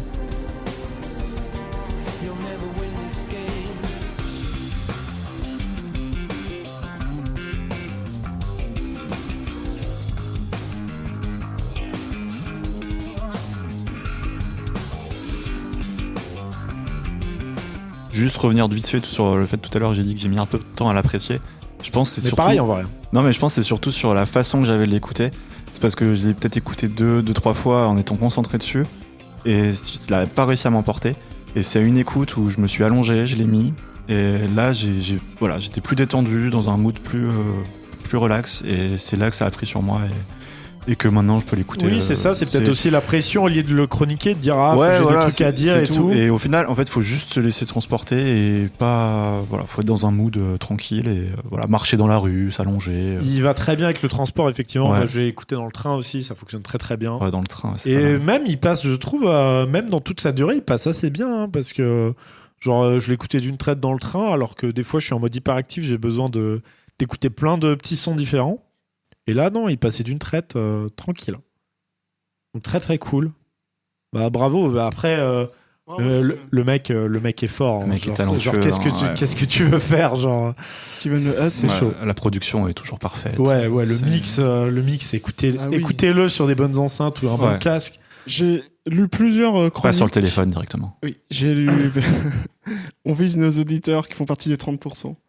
Non, j'ai lu plusieurs chroniques sur l'album et d'ailleurs aucune n'en parlait aussi bien que toi. Évidemment. Mais beaucoup disaient qu'en fait pour les previews de l'album, enfin pour la presse, et quelques fans ont été invités à écouter l'album j'ai vu ça aussi, dans des studios en Dolby Atmos, parce qu'apparemment il a mixé en Dolby Atmos. Il faut savoir que oui, depuis Stian Wilson mixe ses propres projets en Dolby Atmos et remixe beaucoup de choses pour Apple Music, qui sort, comme vous le savez, sur Apple Music, les sons. Beaucoup de morceaux quand c'est disponible en Dolby Atmos. Du coup, Stian Wilson remixe énormément de morceaux qui existent déjà en Dolby Atmos. Et c'est vraiment il a beaucoup défendu cette technologie en interview. Il a fait une interview qui est assez intéressante pour les plus passionnés de la technique de son d'entre vous, sur la chaîne de Rick Bito, pour ceux qui connaissent. Une grande interview où il parle effectivement du Dolby Atmos et comment pour lui c'est très important pour le futur de la musique. C'est vraiment un ambassadeur de cette technologie-là. Ok. Alors personnellement, j'ai pas d'avis dessus, j'ai pas eu l'occasion d'essayer, mais en tout cas pour ceux qui sont sur Apple Music, effectivement, écoutez-le en Dolby Atmos, ça doit être sympa. Et mais sauf si vous écoutez sur votre téléphone directement. Ah bah là, le Ça Dolby n'a Atmos aucun sur intérêt. téléphone. Waouh. Ouais, c'est hors de question. Ok, désolé, j'ai un peu shit talk, mais. Ah la transition. Waouh. Bah, soit on fait la transition, soit je pouvais proposer un petit quiz. Un petit quiz. Rapidement, petit c'est un petit quiz. truc que j'ai Non, mais préparé vas-y, je vais en refaire deux la spies avant, transition. mais on fera une transition après. Et si c'était Hugo, pas à le la moment... latence, on le baise. Oui, en plus, ça serait un Ah ouais, quiz de j'avoue, rapidité, j'avoue, donc Te laisse pas faire, Hugo. Vous avez fait exprès en fait. Désolé. Vous saviez. X. désolé. Non, ça m'est venu tout à l'heure. L'idée, c'est vous allez devoir retrouver le premier pseudo des rappeurs. Enfin, Ok. plutôt l'inverse. Je vais donner les premiers pseudos et vous allez trouver le rappeur Vas-y. à qui c'est associé. Voilà. Donc, on va commencer avec Juliano 135. C'est ça, c'est H. Pas Stool. C'est Jules, bah Ah, oui, merde. malgré la latence. Bon, j'ai pas dit Giuliano parce que c'était trop facile. Juliano Mais j'ai 135. dit Juliano. Trop fort, Hugo. Dusté. Stavo. Bien joué. Areno Jazz. Ah, il s'appelle. Je connaissais pas. Oui. Areno Non, mais Jazz. je vois qui c'est, mais je sais Soprano. pas son nom. Areno Jazz, c'est un pote à Jazzy Bass. T'es dans le 1 Ah ouais, 5 c'est- à les bas. Ah oui. C'est. Alpha One Non, mais non. Je sais pas, je dis Ouais, n'importe Hugo, quoi, t'as je bien sais parti. pas. C'est pareil, genre Dar Jazz ou Jar. Ouais, c'est pas mal. Daryl Zeja. Ah, putain. ce mec-là, oui. Daryl Zoja. Bon, on ne chroniquera Ah ouais, jamais pour la plaine. Moi. Si, je crois qu'il a sorti un bon album que j'ai écouté. M'en branle. Mais oui, Ok, oui, rappeur c'est- suivant. Joke. Atayaba. Il est fort, il est fort. Mais c'est trop facile, ça. Oui. Bah oui, moi je savais pas. J'espère qu'il aura l'ancien pseudo de Ziak. Non, c'est quoi? Ah non, j'ai jamais écouté. Bah, il Ah, avait si. une carrière où il faisait du reggaeton et il avait Ah, un nom, non Si, j'ai Ah, écouté mais ça, c'est une rumeur, ça. de Daryl Ah, Zoja. c'est pas vrai, ça De Je sais Daryl pas si t'as Zoja. avéré. Daryl Zeja, oui. De Daryl Zoja, j'ai écouté l'album Philadelphia que je conseille. Et tu vas nous chier une chronique aussi Mais du coup, c'est bien un rappeur d'un 9-9. Oui, Ouais, mais oui, oui. il est un peu en bif avec eux apparemment. Bon. Ah ouais Ok. Allez, petit pote. Petit potin. Prochain, c'est Fresh. Caris. Ouais, mais on Oui, l'avait putain. déjà dit, on l'avait Ouais. déjà dit dans notre épisode. Tic Tac. Ah, Tic Tac. pas Booba C'est Booba, ouais. Ouais. Quoi C'est quand il était danseur, non Je sais pas, mais il l'a je crois utilisé qu'il- il a qu'une que- seule fois. Quand il rappait, Il s'appelle TikTok. quand il rappait dans l'arrière-boutique, là. Ah, Mais Tika. je crois que, mais j'ai un doute. Je crois que c'était même son pseudo de danseur quand il dansait du hip-hop. Oui. Il est vraiment street. Hein. T'imagines? Venez, on va au Stade de France de Tic Tac. Ensuite, Black Mesrim. Ah bah, c'est Black M. Bah oui, tout simplement. Putain. mon Facile. Dieu. Schneider, CH. bien sûr. Desporuti. Desporuti. Desporuti. Ah, c'est Mais- Desporuti. Bah, Desporuti, il a pas Non, il fait- s'appelle toujours Desporuti. Bah oui. Il a changé, je crois. Quoi? Bah, je sais pas, moi j'ai vu qu'il s'appelait Master aujourd'hui. Hein? Non, peut-être pas. Non, bah, je sais que oui, Master, c'est un autre. Ah, c'est peut-être un autre pseudo, d'accord, autant pour moi. Ah, ouais, Master, ouais, ok, d'accord. Minster. Non, mais peut-être c'est Très récent. bon, mais c'est Peut-être un album de Desporuti peut-être que c'est récent et. de 2019. Non, mais peut-être pas.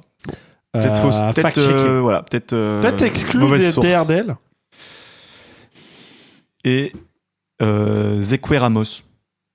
Zekwe. Ah bah, Zeko Ramos, c'est son pseudo aussi. Ah bah, Zekwe, enfin, c'est c'est- juste Zek. Non, mais en fait, c'est parce qu'il a raccourci le truc, mais Oui, voilà, c'est ça, C'était c'est- c'était un faux piège. Bah oui. Voilà. Bon, bah voilà, c'est tout ce que j'avais trouvé. Voilà, mon petit truc fait à l'arrache. Peut-être on coupera les 2-3 derniers qui étaient pas très Oui, c'était intéressants. du shit. C'était Tes dernières questions. Ouais, bah, c'était vraiment du shit, Bah, ouais, j'avoue. Desporuti. Un peu de la merde. T'as shit parlé. Non, j'aurais dû dire l'inverse. J'aurais dû dire les nouveaux pour les gens qui étaient moins connus. Oui. Ah. Ouais, t'as shit talké en fait. J'ai shit talké, ouais. Oh, la transition exceptionnelle. Elle était mieux avant. Attends. Ouais. Ok. Nanar, tu voulais parler de shit talking après avoir dit toute cette merde. Oh putain, c'est de pire en pire. Je quitte l'émission. Oui, alors il se trouve que j'ai écrit un article sur Rap Club à l'estream. sur le dernier album de Lotto qui s'appelle Detroit to Paris. Et il se trouve que Lotto, un de ses sons les plus connus, c'est Shit Talk. Et ça m'a donné effectivement envie de discuter ici avec Hugo notamment. Parce que moi, je peux me faire foutre. Oui, toi, oui. Je suis désolé, c'est bien Matchster maintenant, il a changé. Hein. Ok. De ce mouvement un peu... on va en discuter, mais c'est pas réellement un mouvement, mais c'est plutôt une manière de rapper qui s'appelle le shit talking. Alors, j'ai essayé de faire des recherches et en vrai, j'ai rien trouvé dans les rappeurs américains ou quoi. Enfin, en fait, il y a des sons... Moi, j'ai trouvé des trucs. Il y a des sons qui s'appellent shit talk et il y a des discussions sur qui raconte de la merde et tout, mais c'est pas réellement un genre comme en France. J'ai l'impression que ça commence à un peu se dessiner comme un genre avec des productions un peu de prédilection, avec une manière d'écrire, etc. Mais peut-être que Hugo t'as fait de meilleures recherches. Je pense que Nanar, que tu shit talk actuellement. Ok, autant pour moi. J'ai pas. Déjà, je te dirai où t'as trouvé. je pourrais te montrer mes sources, pas de souci. Ok. Après, moi, je veux pas dire que ce que j'ai trouvé est 100% vrai. Je pense que c'est des hypothèses. Mais apparemment, on pourrait se rapprocher de. Je pense que vous connaissez le trash talking. Oui. Donc le trash talking, Oui. qui est du coup très utilisé dans les sports, donc tout ce qui va être milieu compétitif. Et le trash talking, ça consiste à quoi ? Ça consiste en fait à insulter, provoquer son adversaire pour essayer de le déstabiliser ou l'amener à la faute. En règle générale, c'est souvent sur les darons et c'est souvent fait avec humour, quoi. C'est un peu un truc un peu gamin dans le. Par exemple, si c'est potage, quoi. J'arrive et je dis ouais, Zidane, t'as pas de cheveux ? Là, j'ai shit talk. Et du coup, voilà, donc du coup, il y a ça, c'est le trash talking, et du coup, ouais, le shit talking pourrait venir de là et du coup être utilisé, donc utiliser le trash talking dans le rap. Et en fait, ça serait sous forme plus de l'humour, de la vanne, en gros, de vanner quelqu'un ou de même limite de s'auto-vanner, d'être dans l'autodérision, quoi. Oui, il y a beaucoup ça surtout dans certains projets que vous m'avez fait écouter, notamment Famille Nombreuse. Bah oui, Famille Nombreuse. Ouais, justement, Nanar, il va plus parler de l'auto. Moi, en vrai, c'est un projet que j'aime bien, mais je suis pas. Moi, je pense que c'est plus un projet de Détroit. Ouais, moi non plus, justement. Je pense que c'est pas son projet. C'est pas comme Nobody Likes ça, c'est pas si drôle. Oui, mais on va en discuter. Mais oui, mais du coup, pour revenir un peu sur le shit talk, je pense que pour se faire un peu une idée, déjà c'est pas un truc précis, je pense. Évidemment, comme tu dis, Nanar. Après, aux États-Unis, il y a quand même, tu vois, genre il y a quand même des rappeurs qui sont connus pour ça, genre Rio Da-Young, Louis Ray par exemple aussi. Enfin, il y a vraiment, et tout ça, il y a une vibe vraiment de Détroit en ce moment. Mais Détroit, c'est encore autre chose, bref. Mais le talking, en tout cas, on le voit, je pense, apparaître vraiment, être décrit, prononcé, utiliser le mot shit talk, en gros, dans 2019, quoi. Et jusqu'à maintenant. En tout cas, je pense que pour voir clair un peu là-dessus, pour les personnes qui connaîtraient pas le shit talk, c'est voilà, ce truc de la vanne vulgaire, provocante. Et des fois un peu absurde aussi, volontairement. Et ouais, qui va vraiment dans le côté absurde. Oui. Mais justement, vraiment hyperbolique, quoi, genre tellement hyperbolique que ça en devient absurde. Si je peux continuer un peu aussi là-dessus, c'est que, mais c'est pour ça, c'est une discussion qu'on a eue aussi tous les deux, mais moi j'ai aussi entendu parler du rap ignorant, tu vois. Et en fait, souvent j'ai l'impression qu'on peut confondre les deux. Après, pareil, le rap ignorant, je pense que c'est comme le shit talk, c'est pas encore un truc, c'est pas un truc très précis. Mais le rap ignorant, c'est souvent pour décrire, en fait, le rap qui ne veut rien dire. Donc après, ça peut. En opposition au rap conscient, quoi. Non, mais tu vois, genre, ouais, voilà, ça serait un peu à opposer avec le rap conscient ou tu sais avec, je sais pas, du storytelling ou des trucs comme ça. Mais souvent, on dit que dans le rap ignorant, c'est le rap qui veut rien dire. Donc, ça va parler thunes, ça va parler. Genre Gucci Mane. Ça va faire des phrases pour rien dire. Ouais, voilà, c'est ça. La meuf, elle est trop Zoulax. Il y a. Ouais, moi je connais. Il y a le rap. Dans l'entretien justement de Roger pour avec Mehdi Maizi, c'est quoi, c'est le code. Apple, quoi. Enfin, le code, voilà, c'est ça. Justement, lui, il en parle. Parce que en plus, j'ai l'impression qu'il y a un truc rap ignorant, ça fait très traduction québécoise. Oui, un peu. D'un mot, mais tu vois. Mais lui, il en parle bien et il parle de Jay-Z, il parle de rappeurs comme ça, il parle de Jeune Loup aussi. Mm-hmm. Et du coup, en fait, j'ai l'impression qu'on peut confondre les deux, être sur la limite entre le shit talking et le rap ignorant, parce que dans le rap ignorant, il y a aussi je dirais, il y a aussi une façon de rien dire avec de la vanne et tout. Donc, sauf que moi, la seule différence que je ferais un peu entre les deux, c'est que pour moi, le shit talking, il y a vraiment ce truc de vanner, de vulgarité, d'être dans ce côté un peu, comment dire, un peu enfant terrible, quoi, un peu genre. Oui, Enfin voilà quoi c'est une caractéristique, oui. Faut être le petit con, quoi. Ouais, le petit con, voilà. Et vraiment, ouais, c'est ça, c'est le petit con, quoi. Dans le shit talking, c'est ça, quoi. Même si ça foire la vanne, c'est pas grave, tu en rebalances. Ouais, c'est ça, ouais. Bah, en fait, je suis d'accord avec toi. Bon, déjà, je pense pour parler un peu du shit talking, déjà, on va remettre les choses. Donc toi, tu parles effectivement, ces mecs US, je les connais pas, donc je vais aller écouter ça. Et mais en tout cas, en France, le shit talking, il est représenté quand même par deux artistes. Famille Nombreuse qui s'inscrit vraiment dans le shit talk, dans un shit talk particulier, et qui vraiment revendique cette manière d'écrire, parce que le shit talk au fond c'est avant tout une manière d'écrire, mais en France en tout cas poser un peu.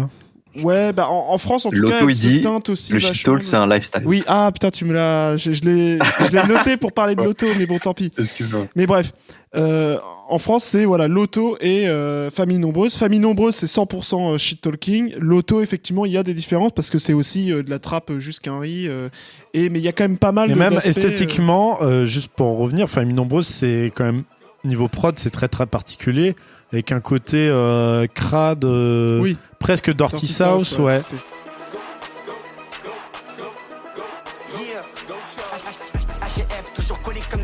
C'est celle de Pim si dans mon gobelet j'ai de la pisse à boire. J'ai écrit mon prénom avec des fautes d'orthographe. Je vais voir du miel à mon flingue pour ses cordes vocales. Parce que sinon ils tous ils étaient pas là les poulets à mes trousses. Mais volontairement avec des sons des années 2000 avec un mix très saturé alors que l'auto, le mix est aussi assez agressif. Mais oui, avec des prods plus trap. L'auto, en fait, la différence, c'est que.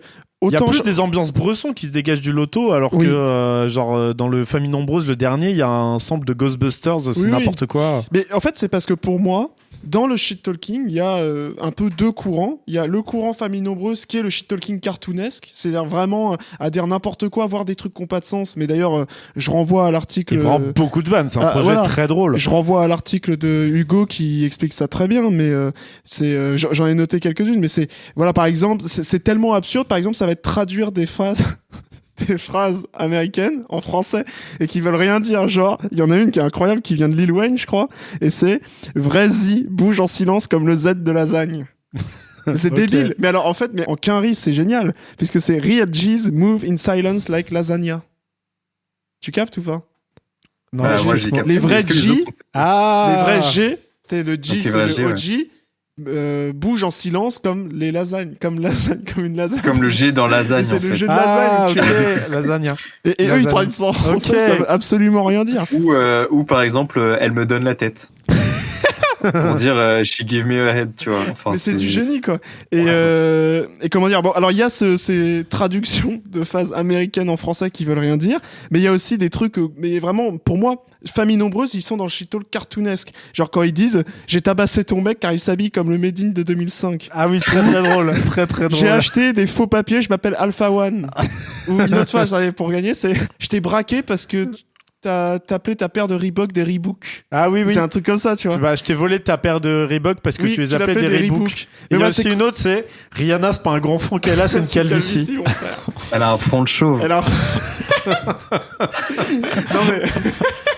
mais c'est que ça l'album à écouter, on se régale. C'est complètement débile tout le temps et justement l'auto par rapport à ça, donc pour moi tu vois Famille Nombreuse c'est vraiment des personnages de cartoon qui sont les mauvais garçons, tu regardes leurs clips pareil, ils sont habillés n'importe comment, c'est les jokers, les mauvais garçons qui font des vannes tout le temps et surtout qui font plein de références tout le temps au rap et notamment des années 2000 et pour moi c'est lié parce que le rap des années 2000 c'est le rap du mauvais goût, moi je dis ça en tout cas, mais pour moi le dirty sauce, les instrus vraiment complètement débiles, les rappeurs qui assument en plus de parler d'absolument rien moyens. Genre, je pense à Lil Wayne, tu vois, Lil Wayne qui est même quelqu'un qui assume d'écouter que sa musique, de vraiment juste rapper au kilomètre. Enfin bon, je critique pas d'ailleurs ça, mais juste, je trouve que ça s'inscrit dans ce rap un peu, dans ce mauvais goût qui remettent au goût du jour.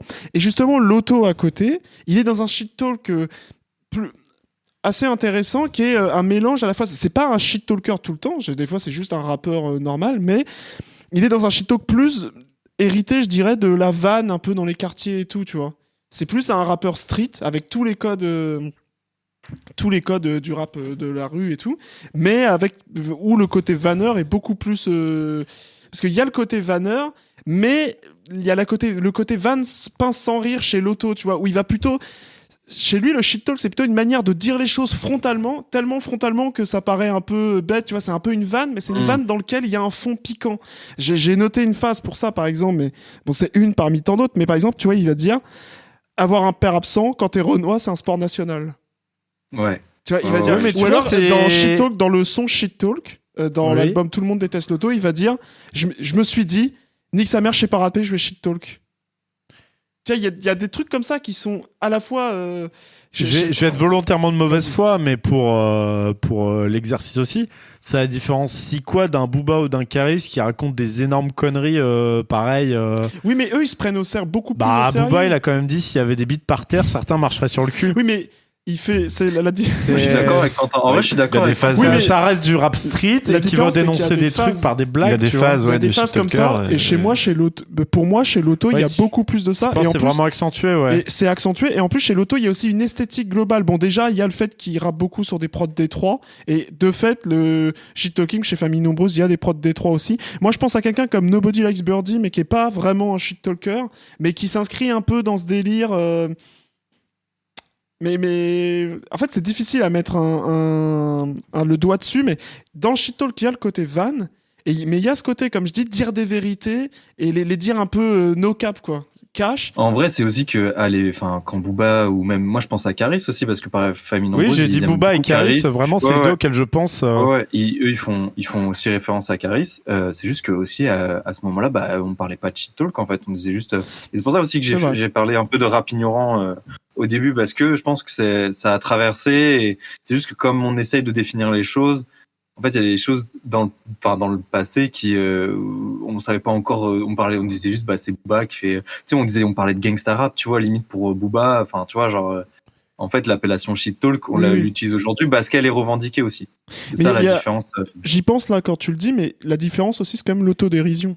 Parce que chez Caris Oui, ou oui, chez aussi. Booba, il y a de l'autodérision, mais qui est pas assumée comme telle dans le texte, je trouve. Bah, Il qui y a est pas aussi quelques prégnante, phases, ça mais- c'est clair. Voilà. Tu vois, chez Lotto, il y a vraiment un côté, même Lotto qui est un peu plus sérieux dans le délire, il y a un côté quand même il rigole de lui-même, il se prend pas au sérieux. Tu vois, quand il Ah dit ouais. il sait pas rapper, il shit talk par exemple, ou plein de trucs comme ça, tu vois. Je viens de Paris, c'est une prison si t'as pas de thune. Des rappeurs, c'est des vautours. Et ils ont pas de plume. Jeune, Lotto, comme disco, j'ai pas de thune.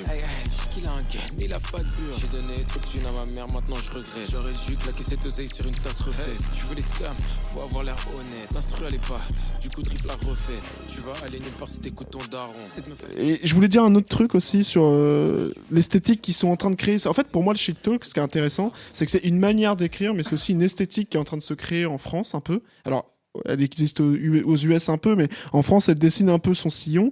Et chez Lotto, par exemple, il y a ce côté... je te vanne tout le temps, tu vois, mais en même temps, je te dis un peu la vérité. Je suis dans des bails un peu bressons, tu vois. Je suis aussi dans des bails un peu bressons sur des prods, voilà, qui viennent quand même un peu... Bah, l'ambiance du la trappe Lotto, carrée, enfin, genre même, je trouve les samples sont très épiques limite. Oui, il y a ça, c'est vrai. Mais il y a aussi un côté, un univers de un peu de pas de scammer, mais tu vois, de mecs qui trempent dans l'illégalité, mais pas forcément le crime, mais plutôt l'illégalité, genre les arnaques, genre je te dis que je vais faire ça, mais au fait je fais autre chose, tu vois.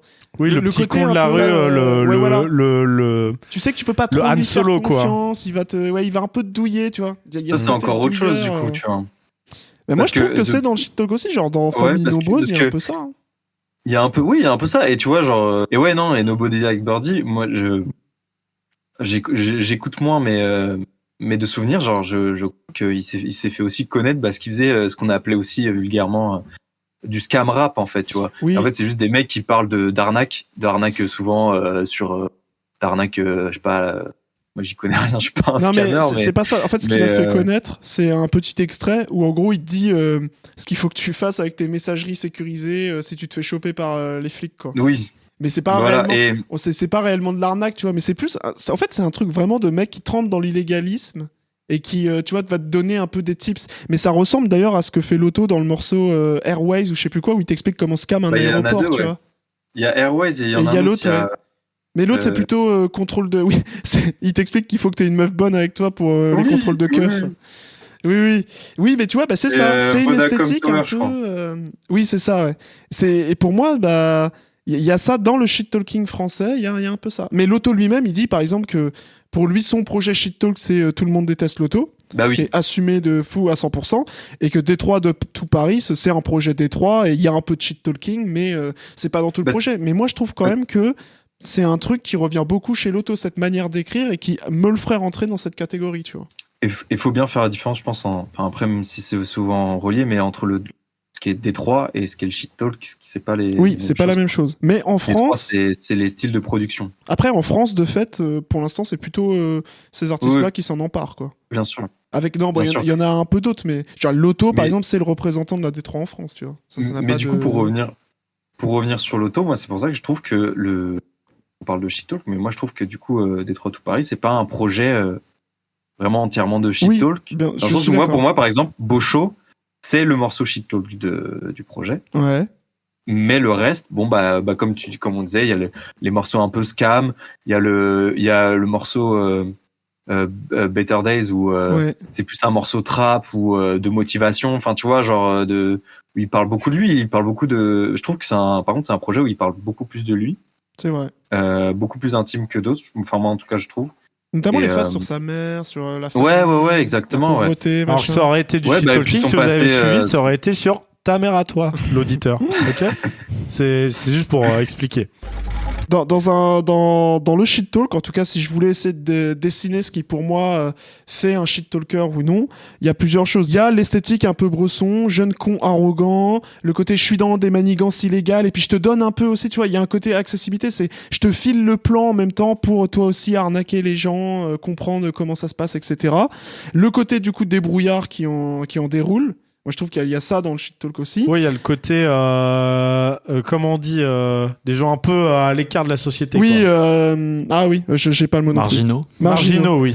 Il y a le mauvais goût assumé aussi, qui est moins le cas dans l'auto, mais peut-être dans les blagues et tout, tu vois. C'est aussi un truc de tout le temps balancer des vannes, qu'importe le moment. Et il y a un quatrième aspect qui serait, parce que je reprends la phrase de l'article d'Hugo, c'est du rap de geek pour geek de rap. C'est vrai. Parce que dans le shit talking, notamment chez Lotto, c'est moins présent que dans Famille Nombreuse, mais il y a aussi énormément de références au rap. C'est à la fois ils reprennent les codes du rap et ils se les approprient à 100%, ils les assument, ils sont premier degré, ils aiment vraiment cette musique et ils aiment son esthétique et tout, même s'ils la poussent à fond, genre Famille Nombreuse, tu vois, pour que ça soit un peu ridicule, mais... ça reste des mecs qui posent très bien, qui écrivent bien, ils les albums sont bien mixés. Ils respectent le truc. Et il y a beaucoup de références en plus tout le temps. Et beaucoup de références d'ailleurs au rap américain surtout. Assez peu au rap français au final. En tout cas, peut-être Famille Nombreuse, j'ai pas assez écouté, mais il y a assez peu de références au rap français dedans. Et il y a le côté vanne permanente et ne pas hésiter à faire des vannes qui tombent à plat et tout. Tu vois, par exemple, le côté vanne qui tombe à plat, moi je trouve qu'on le retrouve pas trop dans Chronomusique ou dans Orelsan ou des mecs comme ça, tu vois. C'est aussi un truc qui différencie. Tu fais tellement de vannes à la minute que y en a qui tombent à plat, tu t'en fous, tu vois. Ok. Tout ce que j'ai dit, c'est résumé pour moi quand Lotto dit shit talk, c'est un lifestyle. Pour moi, c'est ça en fait. C'est quand t'es un shit talker, c'est une manière d'être, une manière de proposer de la musique et une manière de la proposer aux gens aussi, tu vois. Ok. Voilà. T'es d'accord avec ça? T'as des choses à rajouter? résumer, mais... non, mais je pense qu'on. Je suis pas d'accord. Fait le tour. Non, mais alors moi, il y a une phrase que j'ai notée parce que moi, je l'associe vraiment le shit talking. Enfin, plus à Famille Nombreuse en fait, aux deux, mais c'est plus à. Mais moi, dans des aspects la musique que j'ai le plus écoutée. Oui, non, mais je suis d'accord. Mais du coup, Famille Nombreuse, ils disent on joue les blagueurs dans les sons, mais on n'est pas des rigolos. On joue les blagueurs, mais on fait pas du rap comique. On fait pas du rap sérieux car on se prend pas pour Malcolm X. Et tu vois, genre, moi, c'est cette vision-là que j'ai. Talking, et il le revendique beaucoup, hein. C'est le côté, genre. on se fait des vannes et tout, on est dans l'insulte et tout, parce que c'est comme ça qu'ils le vivent aussi entre potes de se vanner et tout. Ouais. Mais derrière, ça veut pas dire qu'on fait pas du rap extrêmement sérieux et que genre en vrai, ils s'écoutent. Ils font pas du rap premier degré. Moi, j'adore l'album de Famille Nombreuse, juste à écouter comme ça. Et justement, je pense que c'est ça que tu comprends quand tu les écoutes, c'est que ils font ça parce que ils font du shit talking parce que c'est leur façon d'être. Mais c'est pas des comiques, enfin c'est pas des clowns, tu vois. Ils veulent pas, enfin, je pense pas que quand ils attendent à ce que tu comment dire, c'est pas des humoristes, tu vois. Oui, genre, voilà. Oui. C'est leur style et genre. Ils font du rap quand même très sérieusement. En fait, ils sont. D'ailleurs, ils sont voilà, c'est ça, ils sont hip-hop. J'avais une question sur encore un autre exemple d'artiste, j'y pense parce qu'il est dans le projet de Famille Nombreuse, mais genre Butter Bullet, tu vois. Ouais. Un mec comme ça qui, pareil, pose un peu comme un espèce de fou, a énormément de phases marrantes, notamment dans le dernier projet, j'y pense, mais qui pose plus souvent sur de la boom bap ou sur des samples de dungeon synth, des trucs bizarres. Est-ce qu'on peut considérer comme du shit talking parce qu'il a ce côté marginal? On pourrait, mais il est pas trop dans le délire débrouillard, scammer. Bah si, de fou. Moi, si, de fou. Tu trouves dans les phases, il est comme ça? Sur un projet. Moi, c'est là que je commence à plus être d'accord après avec les associations comme ça. C'est parce qu'en fait, pour moi aussi, moi, je dis ça très naïvement. Non, mais je suis d'accord en vrai, tu vois. Mais genre Thomas, par exemple, tout à l'heure, il parlait de Jules, du coup. Oui. Et moi, je pense qu'il y a aussi une certaine faut le revendiquer d'être un shit talker, tu vois. Ouais, peut-être, je suis d'accord. Mais c'est sûr que shit talking, là, on voulait en parler parce que surtout pour mettre en avant un peu, moi, je trouve il y a une petite scène qui est en train de monter et que j'associe à cet univers que j'aime beaucoup et que j'ai essayé de décrire. Mais des différents éléments qui les font rentrer dedans. Effectivement, Hugo, je pense que c'est intéressant ce que tu dis qu'il faut que tu le revendiques d'être un shit talker pour peut-être rentrer là-dedans. Et je trouve que voilà, il y a un univers qui est en train de se former, qui est intéressant dans le rap français. Des bons projets autour de ça. C'était très cool. Et puis parler aussi musique, vraiment, enfin moi, c'était une claque musicale. Ouais, Famille Nombreuse plus que l'auto. Ouais, moi je trouve sur des prods de Détroit, c'est plus original. Sur leur façon de sampler des morceaux et tu vois, de reconstruire des morceaux, de les faire à leur propre façon et de rester ultra moderne. Enfin, ça a vraiment été une claque. Des sons vraiment old school. Et l'auto, de fou. Et l'auto, par contre, j'ai l'impression que l'auto, il a vraiment un très carré en termes de production. Ah bah oui. Il a vraiment un côté très carré. Avec le mix très aigu. N'écoutez pas sur des écouteurs. Certains écouteurs, ça peut faire mal aux oreilles. Ouais, tu parlais de morceaux épiques, mais dans la D3, t'as vraiment des morceaux avec des cloches. Ça en fait des caisses, grosses basses, les violons, énorme, ouais. Et c'est aussi un trait. Mais ça rappelle la D3, il y a plein de, enfin il y a des trucs qui permettent qu'on la reconnaisse, mais il y a plein de productions différentes se recoupent, mais dedans il y a ce truc un peu du côté épique, les grosses cloches, les grosses basses, avec je sais plus comment. T'en avais parlé aussi moi je sais pas la nommer parce que je suis pas musicologue, mais la rythmique des basses qui fait tin. Les trois basses en début de mesure. Ouais, voilà, c'est ça, ouais. Les trois basses en début de mesure. Ça, c'est reconnaissable de la D3, tu vois. Mais et en ce moment, du coup, par rapport au shit talk, il y a cette vibe aussi de la D3 qui est dans le rap français en ce moment, et pour le coup, pour sortir au shit talk, il y a plein d'autres rappeurs qui font pas du shit talk, qui font de la D3. Oui. Et du coup, mais il y a ces deux vibes là, qui est bien sympa dans le rap français. Carrément. Et on mettra tout ça dans la playlist pour que vous puissiez écouter ça chez vous. Merci les gars, en tout cas c'était super intéressant, même si on n'a pas réussi à très bien définir ce qu'était le shit talking, mais est-ce que c'est important? Je crois pas. Mais en tout cas voilà, ça sera dans la playlist. Et les projets sont grave cool. Mon seul souvenir de toi, c'est quand tu dégueules ou ton choke dans 8 Mile. Je m'en bats les couilles, je suis plus 6 Mile que F. On va chasser les fantômes comme Eminem. HF, c'est comme Alibi, Montana et Eminem. Non bébé, je peux pas venir chez toi ce soir, j'ai la chiasse. J'ai tiré sur ton bébé, au moins on sait pourquoi il chiale. J'ai envie de reprendre mes études pour baiser une prof. Je m'entraîne à finesse comme si c'était du sport. Quand ma meuf raconte des mensonges par respect, elle met du gloss. Tellement mes yeux s'allument, des fois je les mets sur off. Voilà, c'était super, en tout cas que des bons projets dans cet épisode. Là, vous avez que des belles choses à écouter. Après un dernier épisode avec des critiques parfois en demi-teinte sur les projets. Écoutez, là, Que des bangers. Bah, en tout cas, Petite merci recommandation beaucoup. Petite recommandation de la fin. Toujours la petite Ouais. recommandation. C'est quoi les recommandations? Faut que ça soit quoi? J'ai pas préparé. Bah, Faut que ça soit tu quoi dis juste un truc que t'écoutes en ce moment et que j'écoute en ce moment. tu Ok, peux bah, évoquer c'est très moi, c'est rapidement en 2 très minutes. chaud, moi. C'est vraiment, ça sort du four. Ok, Oh. bah dis-nous tout ça, Hugo.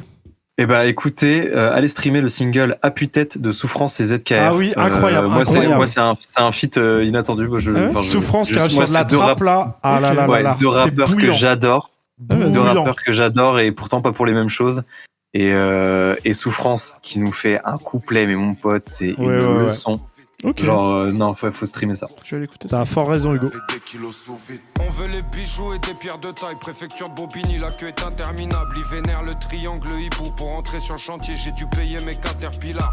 Ils attendent des héritages, on attend des paquets, on a validé l'image. Arrêtez de prendre des cachets. Je vais mieux depuis que j'ai arrêté de vendre des sachets. Mais l'argent facile, c'est dur de... Quentin, une reco? Bah oui, bien sûr. Moi, si vous voulez des petites sucreries à vous mettre sous la dent en synthwave, je vous conseille très très fortement le dernier Gunship qui Gunship, s'appelle Unicorn. incroyable. Trop bien. C'est vraiment, ça faisait très longtemps qu'un projet synthwave m'avait pas autant marqué. Donc là, c'est vraiment mes produits à la perfection. Et en gros, Gunship, c'est un groupe avec un chanteur qui, vous le connaissez sûrement, il a fait beaucoup de collaborations avec Carpenter Brut.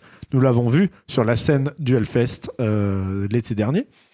Mais du coup, ce bon Gunship, donc c'est vraiment des morceaux quoi, chantés. Il y a aussi beaucoup de collaborations avec notamment John Carpenter, et oui, Carpenter Brut et d'autres. Et donc, c'est que des tubes. C'est genre, les mecs, ils savent faire à la perfection ce qu'on demande dans de la synthwave. Et c'est aussi assez varié.